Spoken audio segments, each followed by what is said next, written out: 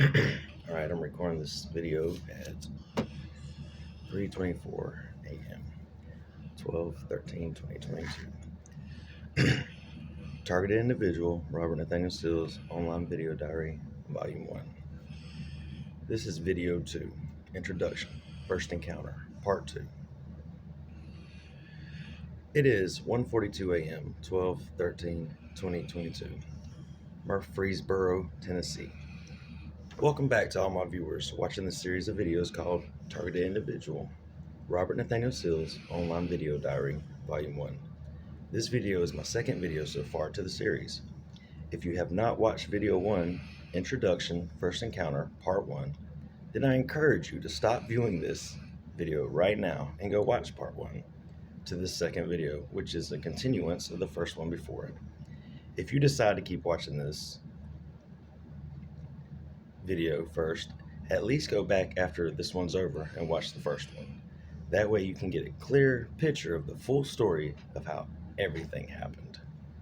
Before we jump back into the story and where I left off on the last video, let me go further into detail on gang stalking and what it is. Also, I want to describe what targeted individual is. To start off, I will give you the definitions of gang stalking. This definition I'm reading is out of the online Wikipedia dictionary. Gang stalking, or group stalking, is a set of persecutory beliefs in which those affected believe they are being followed, stalked, and harassed by a large number of people. 1. The term is associated with the targeted individual, TI, virtual community, formed by like-minded individuals who claim their lives are disrupted from being stalked by organized groups intent on causing them harm. Now, let me also add that gang stalking has recently been mentioned on Fox News and other news channels. Just go to your search on YouTube and type in gang stalking, targeted individual. And when the results appear, hit the 3 little dots in the right corner. Then choose the first option, filters. Once you do that, go down to the third option and hit upload date. Change it to last hour, today, this week, this month, this year. Just pick any one of these options and you will see hundreds of people from different cities, states, countries of different backgrounds, races, lifestyles, and so on appear on all these videos, stories, podcasts, talking about and attempting to show and sometimes showing gang stalking in action. You will hear so many similar things each of us have faced, and will continue to face. I'm not asking you to believe what I'm saying. Go look, watch, and you decide for yourself. I have one targeted individual that I suggest to you to watch on YouTube. Her name is Andriana Tellez. That's spelled ADRIANATELLEZ. Go to her page after putting her name in search. Again, that's spelled ADRIANATELLEZ. And start watching her videos. She's very legit and descriptive on these subjects of gang stalking and targeted individuals. The Wikipedia definition on targeted individual reads, the subject of mobbing, the bullying or harassment of an individual by a group. Gang stalking, a persecutory belief of mobbing. A targeted killing, targeted surveillance, an individual claiming to experience electronic harassment. Just a little more detail on gang stalking before we finish up. The true story of mine, my first encounter with gang stalking, this explanation comes from Lorraine Sheridan, David V. James, and Jaden Roth. Since the turn of the millennium, another term linked to stalking has gained currency in the media and on the World Wide Web, that of group or gang stalking. Stalking generally involves a single stalker who may occasionally recruit others into stalking by proxy, their involvement usually being unwitting. By contrast, reports of groups or gang stalking describe stalking by multiple individuals who engage in a shared endeavor with a group purpose. For reasons, for research purposes, for research purposes, the number is taken as three or more, although in many instances, those suffering from the phenomenon have reported the involvement of far greater numbers. And yes, this is now me, and yes, I, from experience, know for a fact it's a far greater number than three or more that engage on gang stalking a targeted individual as myself. So let's get back to my real life story and when I first noticed gang stalking being aimed at me. Again, remember, at that time I had no idea what gang stalking was, or that it was even a thing, or that it even existed. After I did that shot of meth, the rush hit me, and I immediately left my friends to start walking back to Tiffany's house, where I stayed at that time in Bowling Springs, South Carolina. This walk, again, I tell you, was 35 to 45 minutes away. All I had on my mind after that shot from the needle was to hurry up and get back to her because meth made me instantly superhuman horny. And she and me did have sex for hours upon hours nonstop after we got high. That's all I could think about as soon as the dope left the needle and entered my veins. Again, like I said, I had no idea this time what was waiting for me as I walked out my friend's door. Excuse me a second.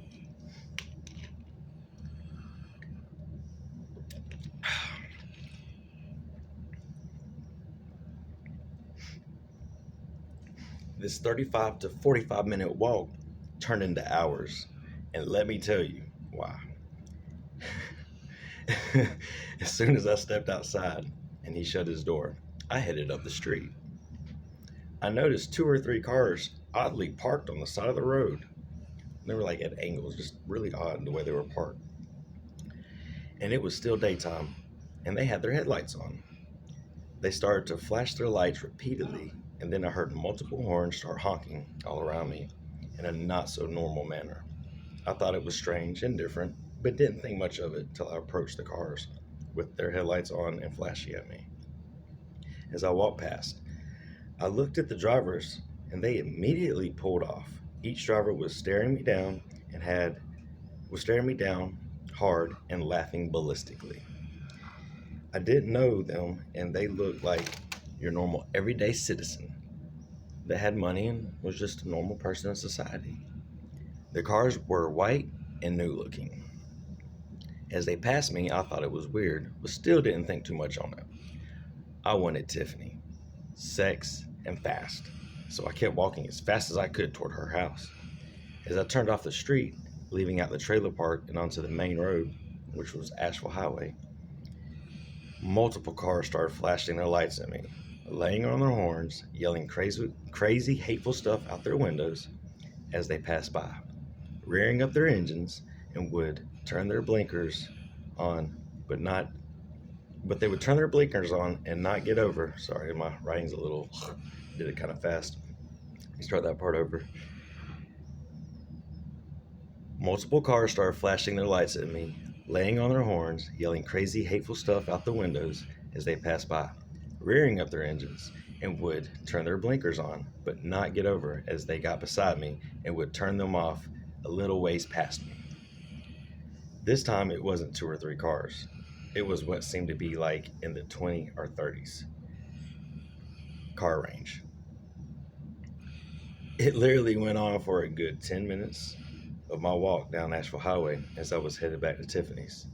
The creepiest part was I noticed, and couldn't help but notice, every single car that was inducting in this behavior as they approached, got beside and past me, was brand new, all white vehicles with dark tinted windows. Again, 30 to 40 cars is a guess. It was probably way more. By this time, I started to panic, scared and creeped out because each of them made sure I knew this behavior they showed was directed towards me. So I suddenly panicked. Bad. I found my spot. And I took a turn off the course and took a right onto a road way before I should have turned and headed towards Highway 9. This route was way out of the way, and now my 45-minute walk definitely was quickly turning into a good 2 to 3 hours. As I turned onto this road, many of the cars was turning around and turning on the road I was on now, including cars behind me that turned with me as I turned onto the road. They continued yelling out the windows, honking horns, rearing up their engines, and so forth. There was cars pulled over on the side of the road, of the shoulder of the road, ahead of me, and the drivers were standing outside their cars looking dead at me with their phones in their hand. Now this was weird as well, being no one does that on this road, ever, since I was there. Now this was weird, being no one does that on this road. So again, I panicked. I started walking faster, and boom. I made a very dumb decision out of fear. I turned and went into the woods. Bad idea. To get away from all this crazy chaos that was around me. Or so I thought that I was getting away from it. Big mistake. As soon as I entered into the woods, I could hear the people stopping on the shoulder, or the people that were already stopped on the shoulder, laughing hysterically. Then more cars pulled over, and I heard doors repeatedly open and shut as they continued to slam the doors and laugh and yell out things toward me. So I took off running out of pure fear. Then I heard, "We got a runner." I still remember that clearly. "We got a runner." Everything became a blur as I ran as fast as I could through the woods, tripping, falling, getting cut by branches. I finally stopped, out of breath, and looked around to see if anyone was actually chasing me. I didn't see anyone. And then I saw two people in the woods at a distance, in all bright yellow suits. Then more appeared in different directions. Then more car horns, far off in the distance, over and over at an unnormal rate. Like beep, beep, beep, beep, beep, beep, beep, beep, beep, beep, beep. By this time, I was far off in the woods, tired and lost. No longer thinking sex, but now I was thinking survival and what the heck was happening around me. I finally made my way out of the woods and came out near Highway 9 on a back road that normally no one is on. Cars started to pull up immediately as I exited the woods. They parked at a distance from me on the side of the road again and got out.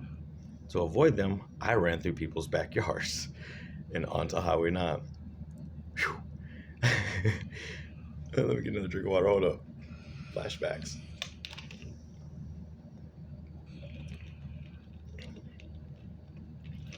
I got to the first store and ran up to the front, sat down, out of breath, confused, and scared. So as I sat down, immediately a truck pulled up. As he sat in his truck, he then sounded the truck alarm. Rah, rah, rah. He sounded his truck alarm and just let it keep going off and never got out of his truck. My phone rang. I looked down at it. I didn't recognize the number. Still, I answered it. No one said anything, just low breathing and giggles. I looked back up to that truck to see him on his phone, and I hung up immediately. He immediately did too, hung his phone up, and then turned and looked directly at me.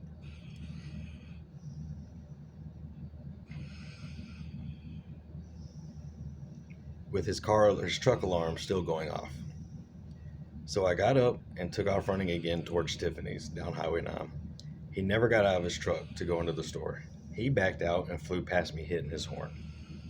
This happened continually with multiple cars, along with the rearing of engines, car horns, yelling out the windows, turn signals as they would pass by me, and they would never get over. Like, they'd be in this lane. As soon as they get near me, I'd be looking back because I was tripping already about this. Turn signal would be on to the side of the road I was on. It would get near me, it never got over, and turn it back off. And it was multiple cars. It was weird.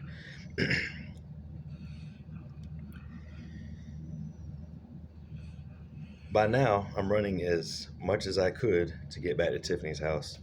It took a few hours. The chaos did not stop until I turned onto her road. Then it stopped. She came out the door as I approached, and she could tell something was terribly wrong with me. I tried to explain, But at that time, I'm sure it sounded very delusional, crazy, and not real. She said it was all in my head and it was the drugs. I chose to try and believe that. As scary as it was, I didn't want to believe that was really happening. But I was so terrified. We went in, and after a few hours, I calmed down.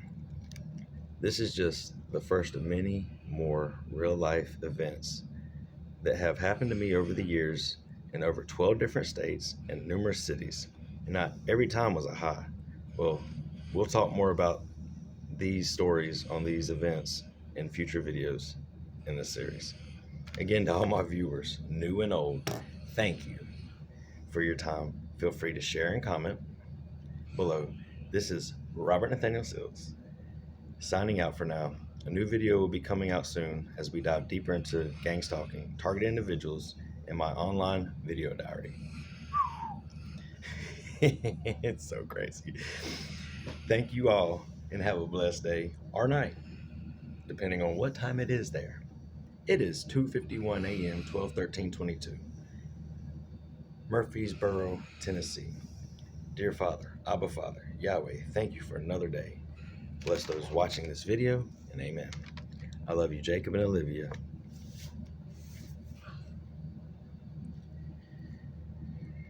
You are my awesome and precious children. Daddy does love you.